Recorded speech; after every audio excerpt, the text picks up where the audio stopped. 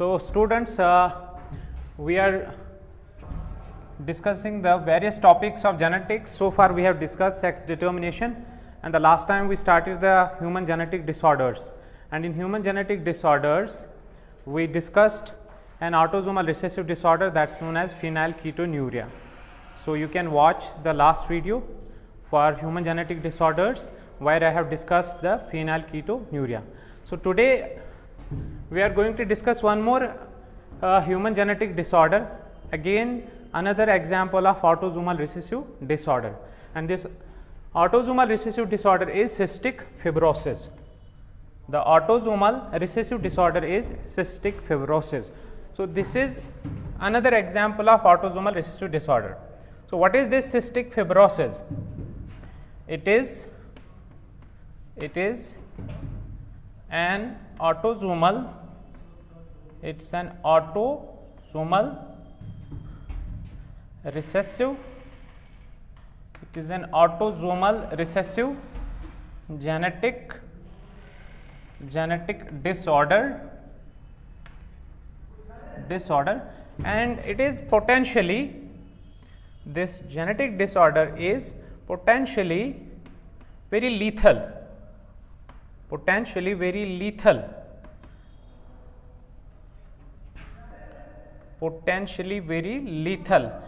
so far as human genetic disorders are concerned, this is one of the most common type of genetic disorder.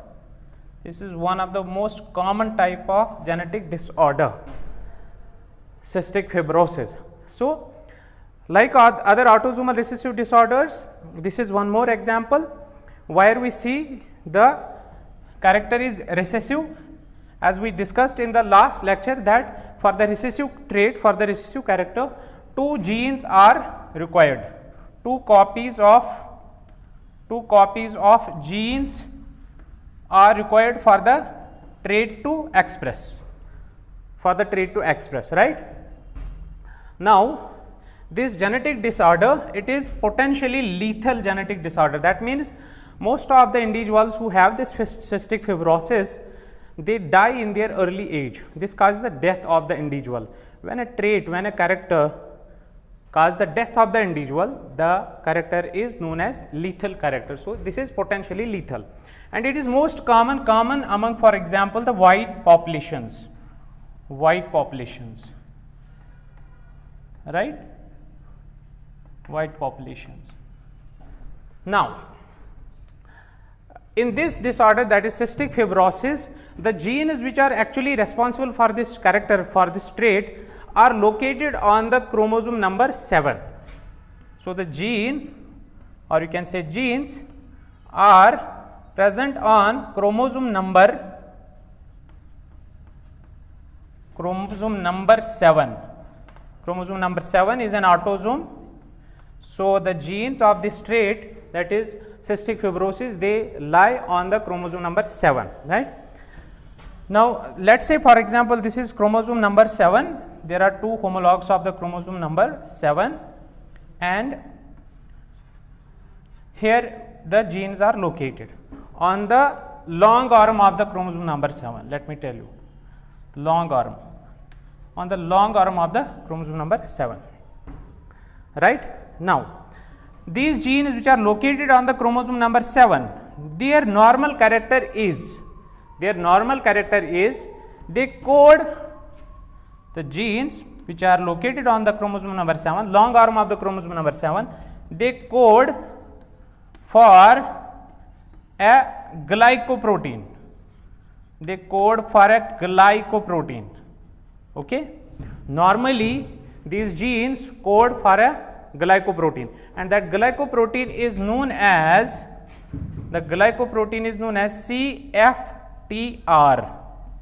CFTR. This glycoprotein is named on the basis of this disease, that is cystic fibrosis, because this gene, when it is mutated, when it is defective, it is responsible for this autosomal recessive disorder that's known as cystic fibrosis. That is why it is named so, that is CFTR. CFTR means cystic fibrosis transmembrane cystic fibrosis, transmembrane conductance, a tricky name, conductance regulator. So this is what stands for CFTR. CFTR means cystic fibrosis transmembrane conductance regulator. So here you can understand this glycoprotein is present on the plasma membranes of some cells. It is present on the plasma membranes of the cells. So far as its location is concerned, so far as the location of this protein is concerned, it is located on, the glycoprotein is located on the apical membranes of epithelial cells. It is present on the epithelial cells, on the plasma membranes of epithelial cells. Let me tell you again. The genes for this trait, what you know as cystic fibrosis, are located on the chromosome number 7. So obviously there are 2 copies of this gene located on the chromosome number 7. Normally these genes, they code for a glycoprotein. That glycoprotein is known as cystic fibrosis transmembrane conductance regulator. Where this glycoprotein is present? This glycoprotein is present on the epithelial cells and epithelial cells of many tissues, particularly the exocrine glands. Many exocrine glands and their ducts have the epithelial tissues, and on their epithelial cells there is this protein, this glycoprotein, what you know as CFTR, cystic fibrosis transmembrane conductance regulator. And you can understand here, this is actually a type of, when you talk about the membrane, so this is a type of transmembrane protein. It's a type of transmembrane protein. It's a type of transmembrane protein, or you can say this is a type of integral protein. This is a type of integral protein. Okay? Yes. So this cystic fibrosis transmembrane conductance regulator is a type of transmembrane protein or integral protein. Now let us try to understand its function. What is the function of, what is the role of this CFTR on the epithelial cells of various tissues, right? Various exocrine glands. Now so far as the CFTR is concerned, CFTR, right? This CFTR is a type of ABC transporter.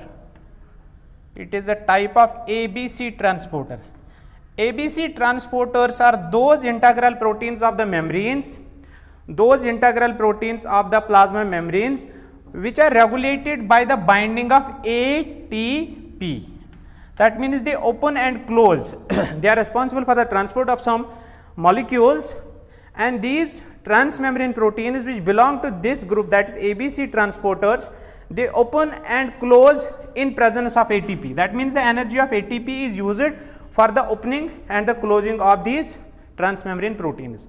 And the CFTR, which is actually the candidate of this cystic fibrosis, which is actually the cause of this cystic fibrosis, right? The CFTR is also a type of transmembrane protein and belongs to the ABC transporters. So this is also regulated by the binding of the ATP. What I mean to say ABC means ATP binding cassette. ATP binding cassette. There are many transporters which are regulated by the binding of the ATP, where ATP is used for the opening and closing of the transporter. For example, we have one more example that's very, very important and has gained a lot of attention, because that is responsible for multi-drug resistance, MDR. That also belongs to the same family of proteins. What do you mean as what we mean as ABC transporters, right? So now, so far as the role, so far as the function of this CFTR is concerned, let me draw again. Let's say for example this is the epithelial cell, this is the epithelial cell, okay, and now on this epithelial cell here is this, here is this here is this CFTR, transmembrane protein, CFTR, right. What it usually does, it is responsible for the movement of, it is responsible for the movement of chloride ions, it is responsible for the movement of chloride ions out of the cell. That means it is transporting the chloride ions out of the cell, from the inside of the cell to the outside, right. So you can say here the CFTR, it acts as ATP regulated chloride channel. Yes, chloride channel. It is an ATP regulated chloride channel, and it allows the chloride ions to come out of the cell, come out of the epithelial cells in many tissues. Okay, but it not only carry the chloride ions from the inside of the cell, from the cytoplasm of the cell to the outside, it also closes some other channels on this membrane. Here we have some other channels on this membrane which are responsible for the movement of sodium ions. So let's say for example this is a shorter one. This channel is known as epithelial sodium channel. It is responsible for this channel. This is another channel. This is a separate channel which is responsible for the movement of sodium ions from outside to inside. So it is carrying the sodium from outside of the cell, from the extracellular fluid to the inside of the cell, inside of the epithelial cell.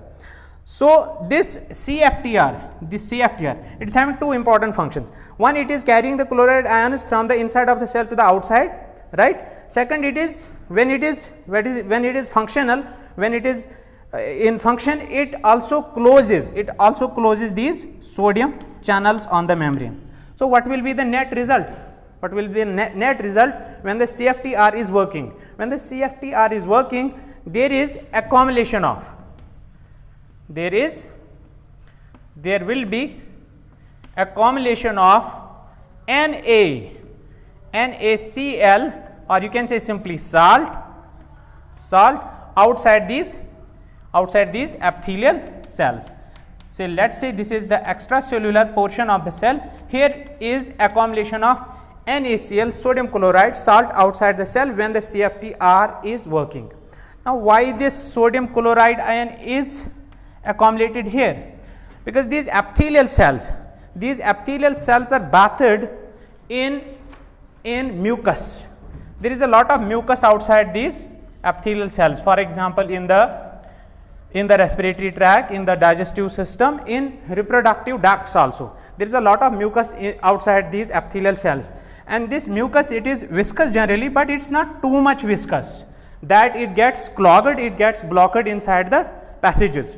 So this sodium chloride, once this sodium chloride is accumulated outside the cells, outside the epithelial cells, this presence of sodium chloride, it retains the water with it, obviously it retains water with it, and retention of this water and the sodium chloride, it improves the mucus content, it improves the mucus content, or it improves the quality of mucus, outside the epithelial cells. So the quality of mucus, please try to understand, the quality of the mucus outside the epithelial cells is improved because of the presence of this sodium chloride, which is accumulated due to the CFTR. So please try to understand what is the role of the CFTR, then you can understand it is pathology, then you can understand it is disorder. So normally the genes of the CFTR are present on the chromosome number 7, and the genes of the CFTR, they code for a glycoprotein, a regulatory protein, a transporter protein present on the epithelial cells.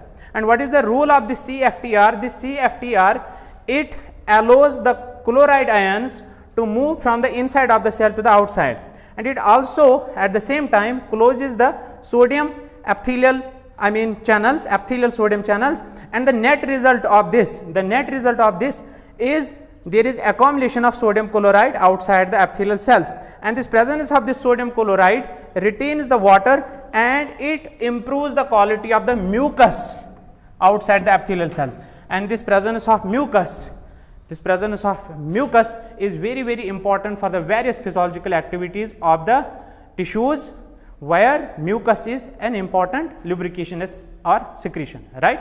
Now what is the problem in the cystic fibrosis? What happens to the CFTR in the cystic fibrosis? Let me discuss now the genetic disorder. Now please try to understand. In an individual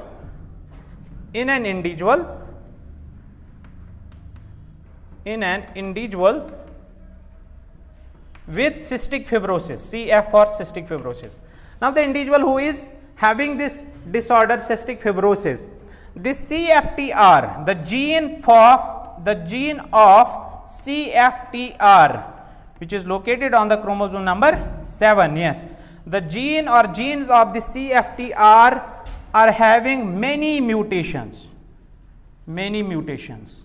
different types of mutations, not a single type of mutation, for example deletion, or you can say for example frame shift mutations, or for example any other mutations, right?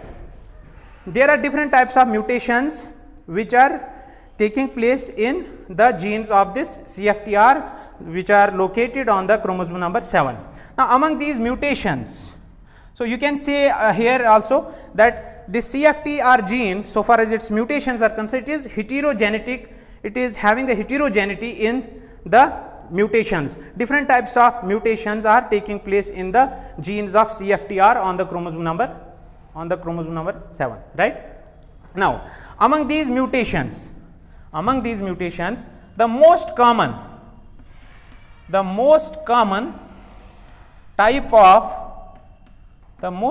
type of mutation, there are so many mutations, I would like to repeat, but among these the most common type of mutation, which is generally the cause of the cystic fibrosis in most of the individuals in different ethnic groups, right? This most common type of mutation is deletion of, yes, deletion of 3 nucleotides. There is deletion of 3 nucleotides at the position that is 508, that is 508th codon, at the 508th codon. That means the gene, right, is having many exons and there are many codons. This codon, let us say this is the position of this codon, 508th codon. Here we have the deletion. Some nucleotides, 3 nucleotides are lost from this site. So there is deletion of 3 nucleotides in frame. This is not frame shift mutation. Frame shift mutations takes place when there is addition or loss of 1 nucleotide, and that changes the overall frame of the reading frame of the this transcript. But no, there is completely loss of 3 nucleotides. So you can say there is loss of 1 codon completely. When there is loss of 1 codon at the position 508, that's 508th codon, there is loss of, yes, this is accompanied by the loss of an amino acid, because that codon which is lost was specifying an amino acid in the protein, in the CFTR. So the most common type of mutation that is taking place in the CFTR, right, is this deletion of 3 nucleotides at the position 508, yani 508th codon. And when there is loss of 3 codons from this position, there is obviously loss of an amino acid from the protein from the CFTR. And let me tell you, this amino acid which is lost in the CFTR due to this mutation, due to this deletion, is phenylalanine.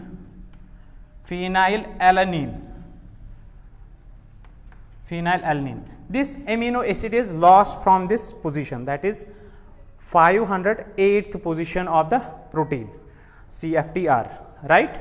Now, what happens due to this loss of amino acid from the CFTR protein, from the CFTR glycoprotein, which is a very important transporter for chloride ions in the epithelial cells. Due to this deletion and due to this loss of phenylalanine in the protein, this protein, that is CFTR, it becomes a misfolded protein. It becomes a misfolded protein. Misfolded protein. That means there is not proper folding of this protein. So, when there is not proper folding of the protein, this protein is not capable of functioning as a channel, functioning as a transporter, number one. Number two, when there is not proper folding of the protein inside the cytoplasm of the cell, it is not carried to the, it is not inserted into the plasma membranes of epithelial cells. So, here we have the cause of the genetic disorder cystic fibrosis.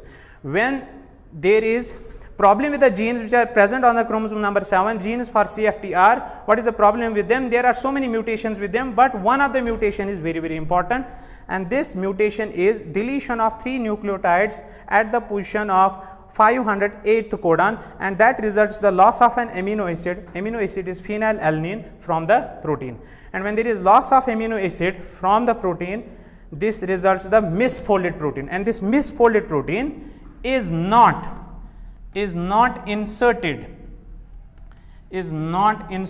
in the plasma membranes, is not inserted in the plasma membranes of epithelial cells.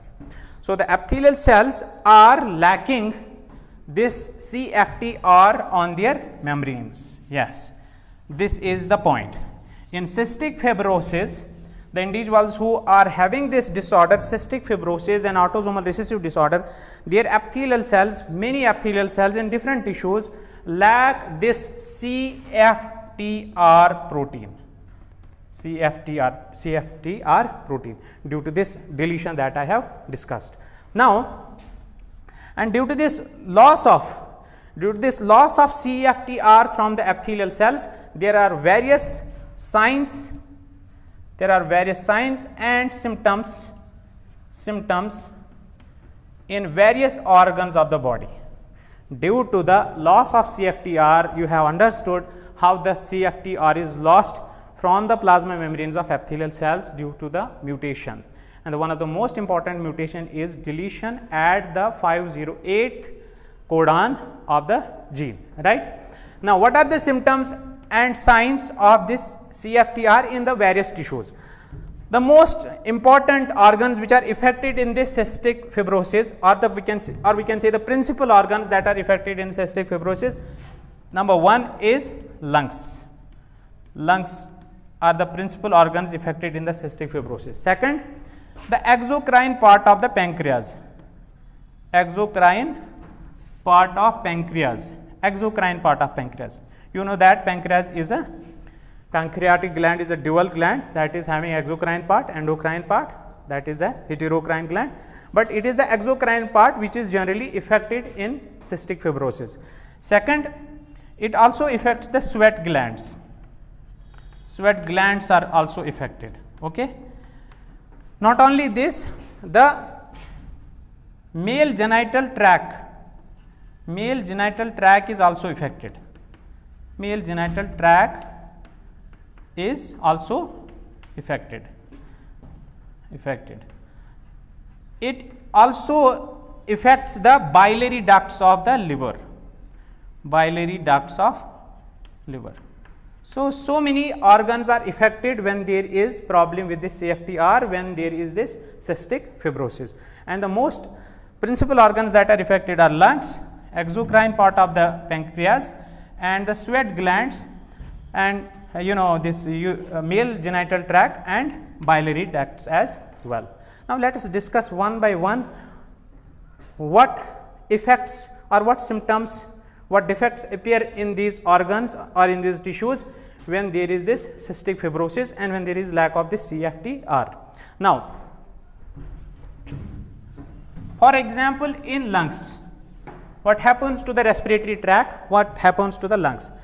Let us say, for example, this is the respiratory tract, okay, this is the trachea, and here we have the two principal bronchi which open into the two lungs, which enter into the two lungs. This respiratory tract, it is lined by these epithelial cells where this CFTR is normally present. Okay.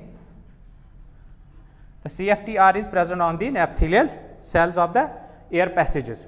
But the individual who is having the cystic fibrosis, he is lacking the CFTR in these epithelial cells. He is not having the CFTR on its epithelial cells of the air passages, epithelial cells of the respiratory tract. As a result of this, this sodium chloride, NaCl, which is transported by this CFTR, it is trapped inside the cells. It is trapped inside the epithelial cells because the chloride ions are not capable of coming out of the cell. They are not capable of coming out of the cell, right? Because the CFTR is defective.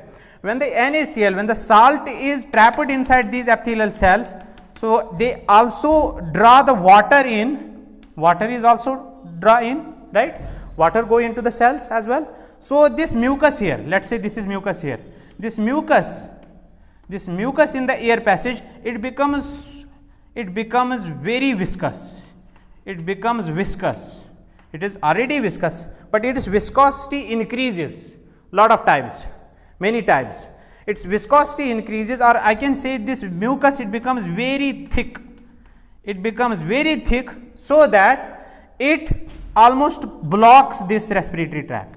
It blocks the respiratory tract. Because of this thick mucus, there is blockage of the respiratory tract. Are you getting? Not only this, there is blockage of the respiratory tract, rather this thick mucus, it becomes a niche for some bacteria. It becomes a site for some bacteria. For example, a bacteria is known as Pseudomonas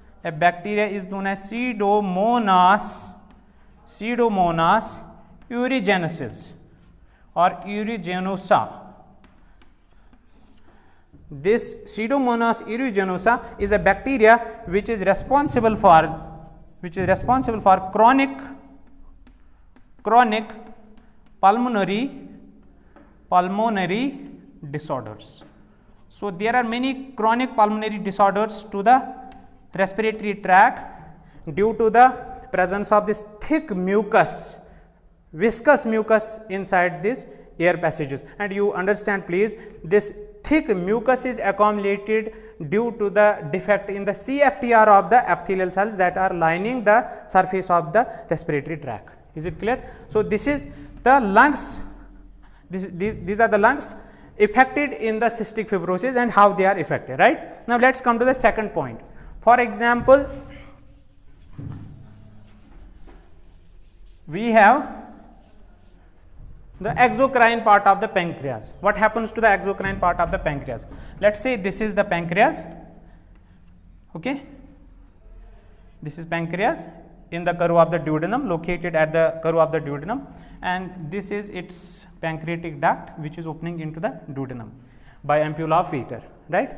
Now due to the cystic fibrosis and due to the absence of the CFTR on the duct systems of this pancreas, what happens to the pancreas? There is formation of cysts.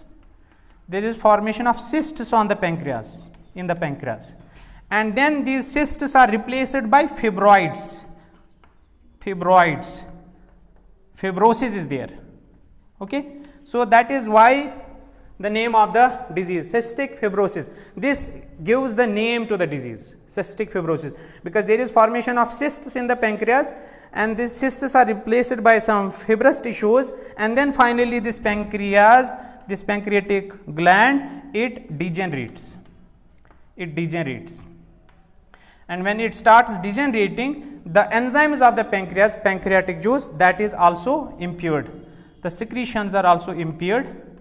And when secretions of the pancreas are impaired, because there is degeneration of this pancreas due to the formation of cysts and fibroids, so there is also that also results the malabsorption of nutrients in the duodenum, in the small intestine. And not only this results the presence of lot of fat. This causes the presence of lot of fat in stool. There is loss of, I mean to say, fat contents with the stool in cystic fibrosis when it affects the pancreas. So, what happens to the pancreas? Let me repeat again. In pancreas, when an individual is having this cystic fibrosis, there is no CFTR again in the ducts of the pancreas, pancreatic ducts, and there is formation of cysts and fibroids in the pancreas, so the name of the disease. Then later on this pancreas and its tissues, they start degenerating, and that also impairs the secretions of the pancreatic juice, right. Now, so this is the effect of cystic fibrosis on pancreas. Now, the next one, that is what happens to the sweat glands. This is very interesting, because this is one of the apparent symptom of this cystic fibrosis. Now, let us say for example, these are sweat glands, okay. These are sweat glands, and they also have these ducts. And these ducts are also lined by these epithelial cells. But the individual having cystic fibrosis, again the ducts of these sweat glands are having defective epithelial cells where the CFTR is absent. On the ducts of the sweat glands, their epithelial cells, their plasma membranes are lacking the CFTR. As a result, there is no reabsorption. There is no reabsorption of sodium chloride in the sweat. From the sweat, there should be reabsorption. Some is lost during the process of sweating, but most of the sodium chloride should be reabsorbed by the ducts, by the epithelial cells of the sweat glands. But when there is lack of this CFTR in cystic fibrosis, there is no reabsorption of the sodium chloride. As a result, the sweat which is released is salty in taste. The sweat is very salty in taste. And there is an English saying about this disorder, cystic fibrosis, right. In the 17th century, the people believed that if a baby is kissed on the forehead, right, and he or she tastes salty, then the baby will die soon, because that baby is witched. They were not aware about this cystic fibrosis, what actually is the problem with the baby, but the problem with the baby is cystic fibrosis, and that is why the sweat glands are losing lot of sodium chloride with what? Sweat, right.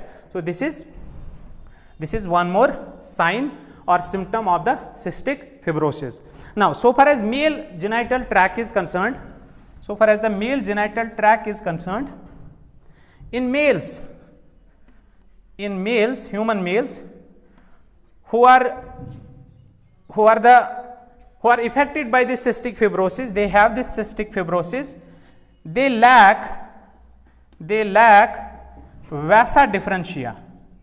There is lack of vasa difference bilaterally, that means from the either side, from the right and left side. There is lack of vasa differentia, lack of vasa difference from the very beginning of the baby, right.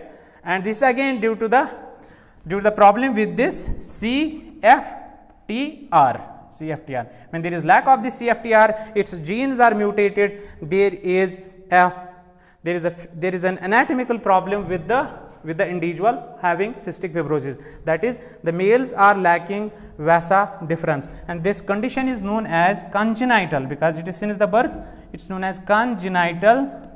This condition is known as congenital bilateral absence of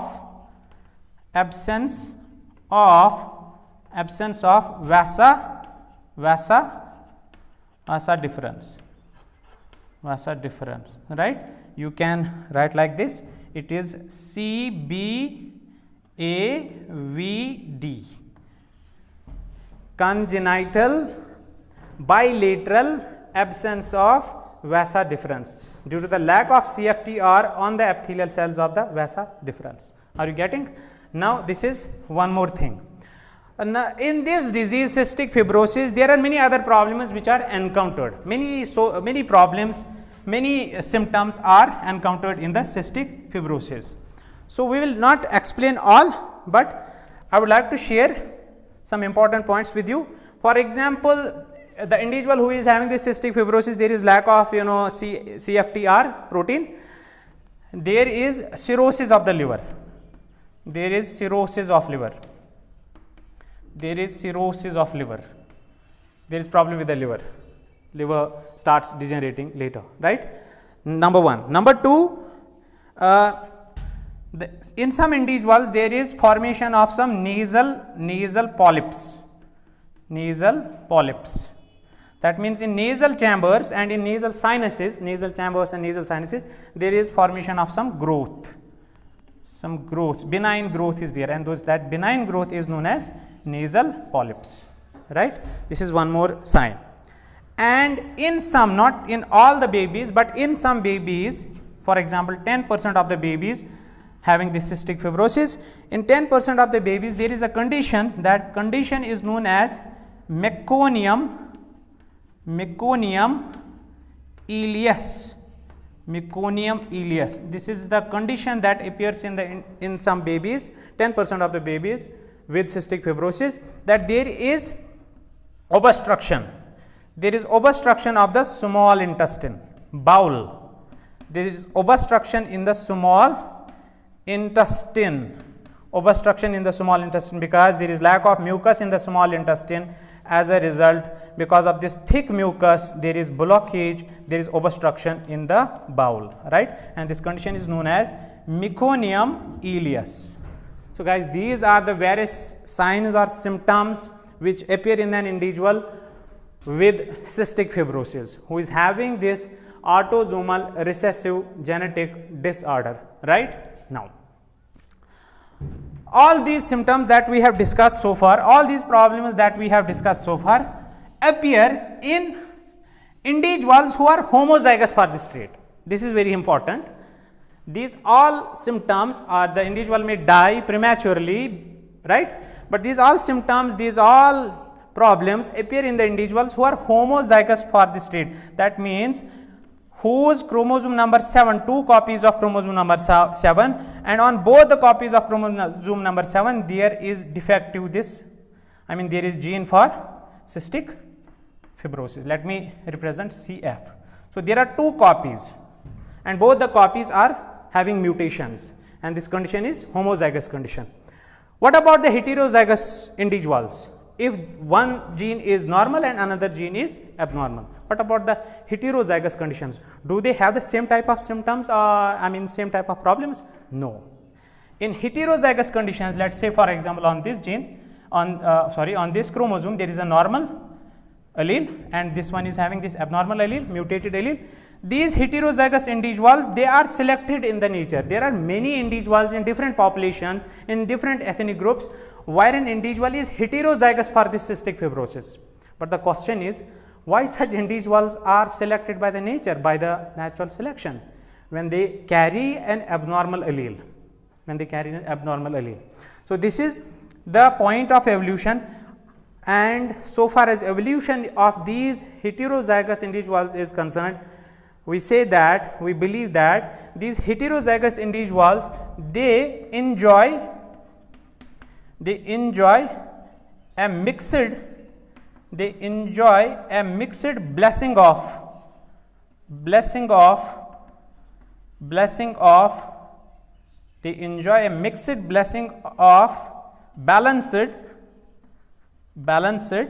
polymorphism. This topic is actually explained in the part of evolution. There is a point that's known as polymorphism, right, where the different types of alleles exist in a population, right, when they have some selective advantage. Although this allele is abnormal in the heterozygous individual, but these heterozygous individuals are selected. That means this term balanced polymorphism refers to that in populations you will get both the types of individuals. You will get normal individuals who don't have the cystic fibrosis or CFTR gene, I mean defective CFTR gene on their chromosome number 7, and you will get some individuals whose one allele is normal, and other allele is defective. So these are heterozygotes and these are homozygotes. Homozygous normal and heterozygous individuals who are carriers of this cystic fibrosis gene, CFTR gene. Okay, but both are selected by the nature. They exist in the nature, they also exist in the nature. Why this condition? Why this balanced polymorphism? Because it has been found that, very interesting thing, if you can understand, it has been found that these heterozygotes, right, their epithelial cells, let's say this is again epithelial cell, in the heterozygous individual whose one allele is normal, another allele is mutated, right, on their epithelial cells there are not enough CFTR.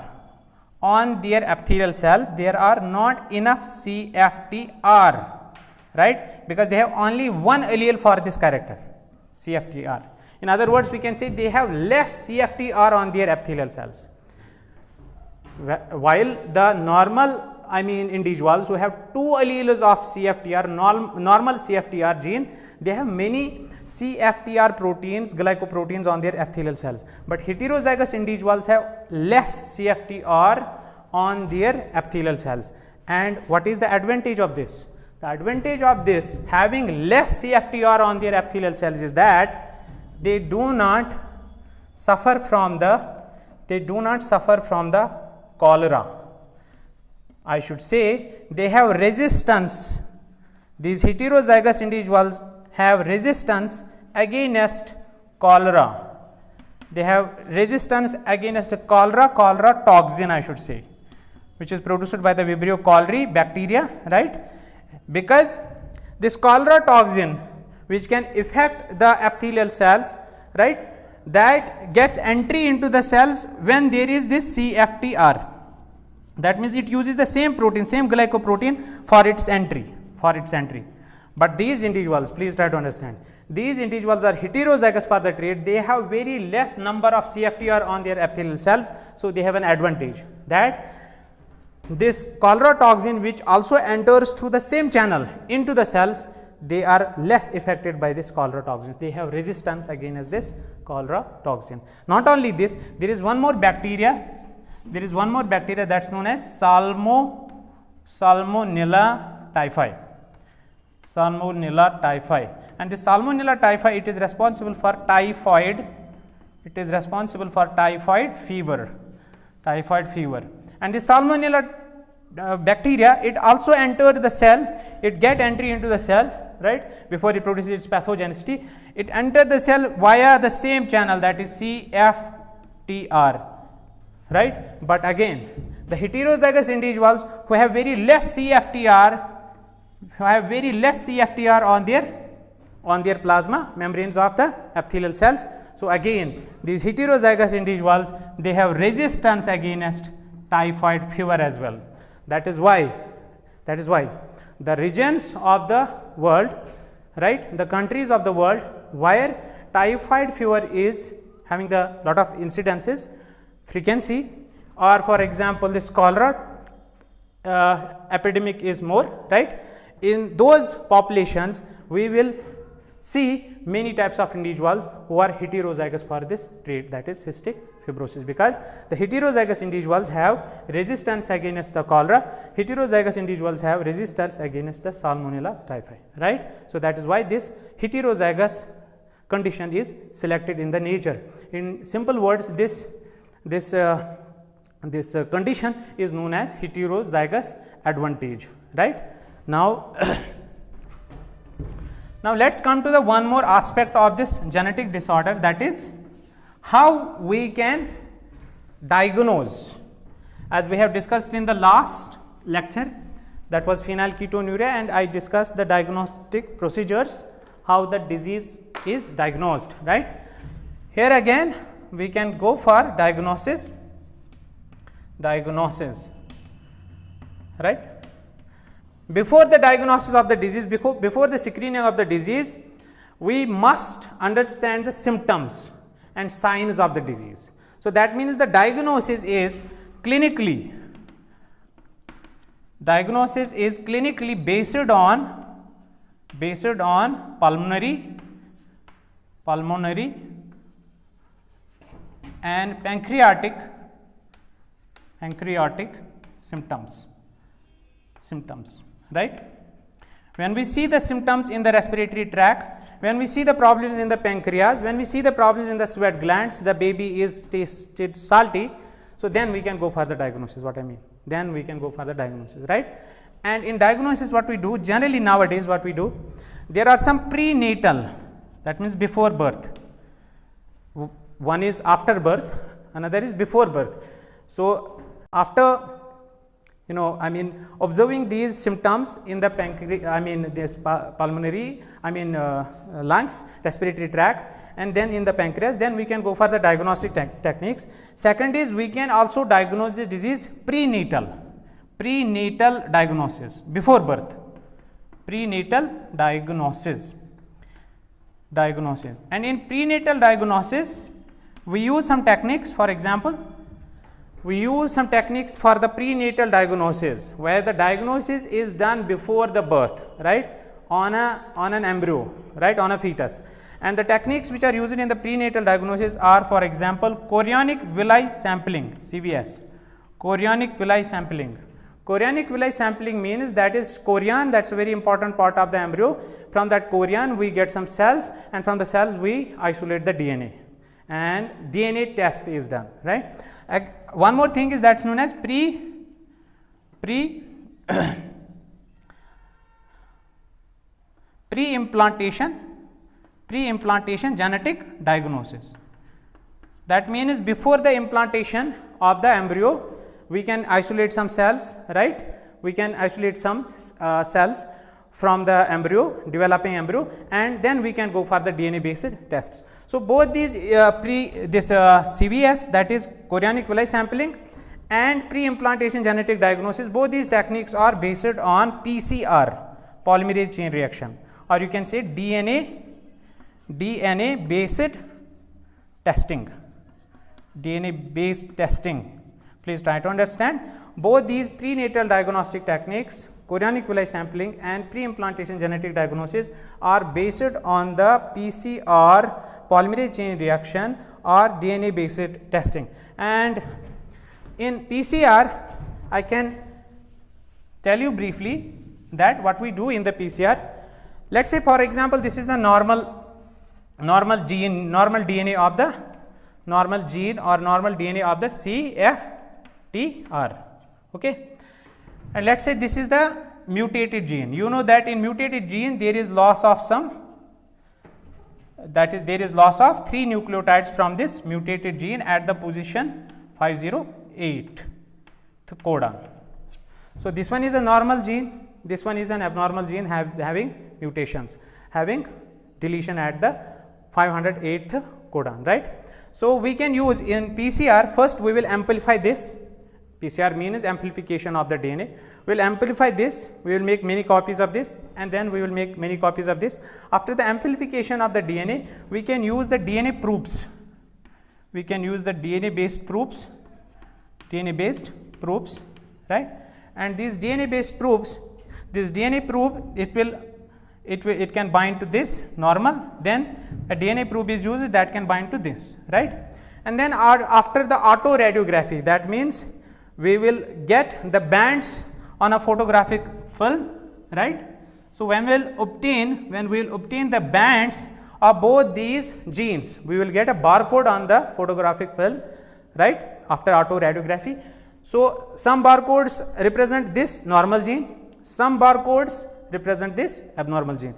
Obviously this normal gene, it is having the large size of the band because it's not having any mutation, at any position. But this abnormal gene, which is having the mutation at the 508th codon, so the size of the band will be different.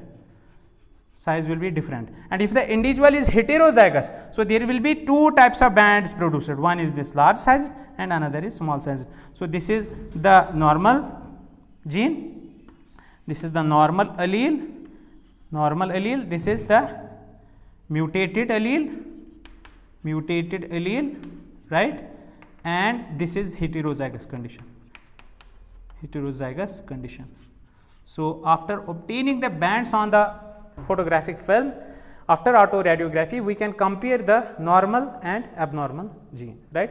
So, this test is based on the DNA testing, PCR, polymerase chain reaction based test.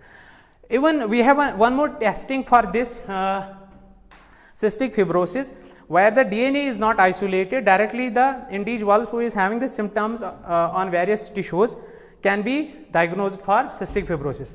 And in that procedure we use a technique that is known as ELISA. This stands for enzyme linked immunosorbent assay. Enzyme linked immunosorbent assay, and in this test generally, this is an immunodiagnostic technique, and this we generally determine the concentration of some antigens or antibodies, both. Sometimes antigens, if it is for example indirect ELISA, or sometimes antibodies if it is for example sandwich ELISA, right. So, this is different story, but here you understand the point, please try to understand the point. We can use this technique for the diagnosis of cystic fibrosis. How? When for example an individual is having this cystic fibrosis, you know that the pancreas is defective, pancreas is blocked, its ducts are not working and its secretions are not coming to the duodenum, because the ducts are blocked because of the mucus, right. And what happens sometimes, due to this blockage, due to this obstruction in the pancreatic duct, the trypsinogen, yes, the trypsinogen, you know that this is one of the important enzymes of pancreatic juice. When there is obstruction in the pancreas, you know why there is obstruction, because in pancreas there is cystis, there are fibroids, and due to that there is obstruction in the pancreatic duct, and as a result of this trypsinogen, right, which is very important enzyme in the pancreatic juice, it is leaked into the blood, it's leaked into the blood, and presence of this trypsinogen in the blood show us that the individual is suffering from this cystic fibrosis. That means in this ELISA test for the cystic fibrosis, we detect the presence of trypsinogen in the blood. With the help of ELISA, enzyme linked immunosorbent assay, we detect the presence of trypsinogen in the blood. When there is excess of trypsinogen in the blood, that means this gives an indirect diagnosis that the individual is affected by this cystic fibrosis. So, this is one more testing, right. Now, so far as the treatment, so far as the treatment of these genetic disorders are concerned, you know that there are not proper treatments, right, for these genetic disorders. And so far as cystic fibrosis is concerned, again for this recessive genetic disorder, there is not a particular treatment, right. But so far as the symptoms are concerned, symptoms in the lungs, symptoms in the respiratory tract, pancreas, sweat glands, biliary ducts, right, these symptoms, these problems can be controlled by some drugs. We cannot remove the genetic disorder, let me tell you, we cannot remove the genetic disorder, but these problems can be solved to some extent by using the drugs, that is known as simply pharmacological interventions.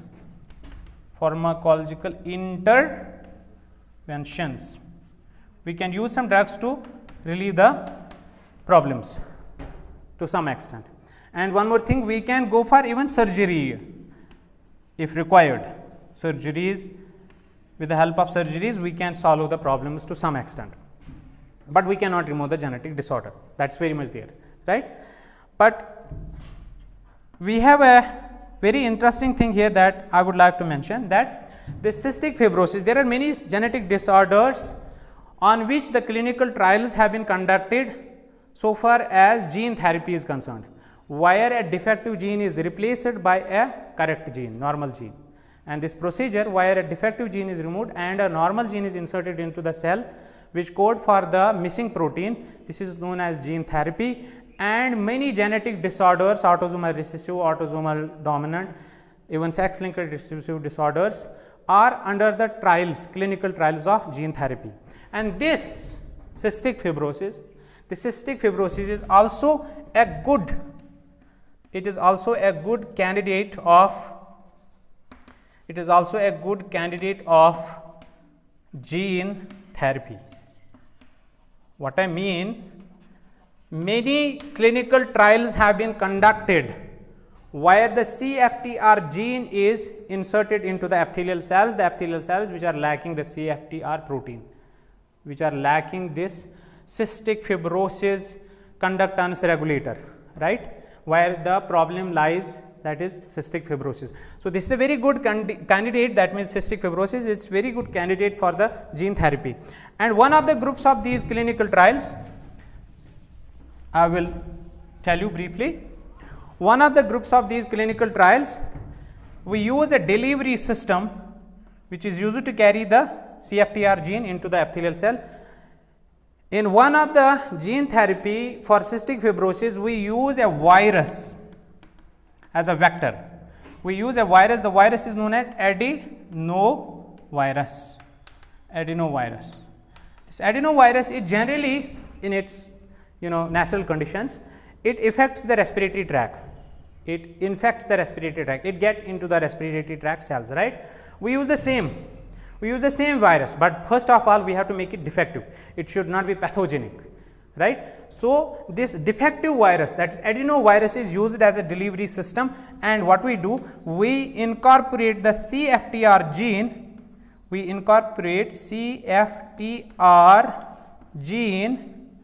gene into the DNA of this virus.